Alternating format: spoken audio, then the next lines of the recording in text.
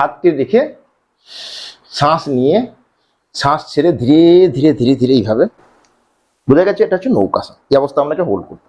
নৌকাসন করলে কি হবে, এখানে যে পেলভিক ফ্লোরের যে মাসেল এবং ইন্টারনাল অর্গানগুলো, আপনার বাড়িয়া মানে ক্ষুদ্রান্ত, বৃহদান্ত, আপনার স্টোমাক, আপনার লিভার, আপনার গল ব্লাডার, আপনার প্যানক্রিয়াস, সমস্ত কিছু অ্যাক্টিভ হয়ে থাকবে এই নৌকাসন।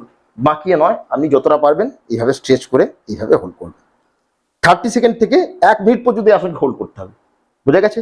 এখন আমরা শুরুর দিকে যদি এইভাবে নৌকাসন করতে অসুবিধা হয়, তাহলে আপনি কি করবেন, দেখা যাচ্ছে এইভাবে বসবেন, হলো। এরপর প্রথমে একটা পাকে এইভাবে তুলেন, সাপোর্ট দিলেন এখানে, হলো। তারপর নেক্সট পাটাকে ধীরে ধীরে পাকে সামনে এইভাবে, আবার ধীরে ধীরে হাত দিয়ে। বোঝা গেছে? এটা হচ্ছে শুরুর দিকে অভ্যাস। এবং রেগুলার যদি প্র্যাকটিস করা যায়, তাহলে আপনি একবারেই এখানে 1 মিনিট পর্যন্ত হোল্ড করতে পারবেন। ক্লিয়ার?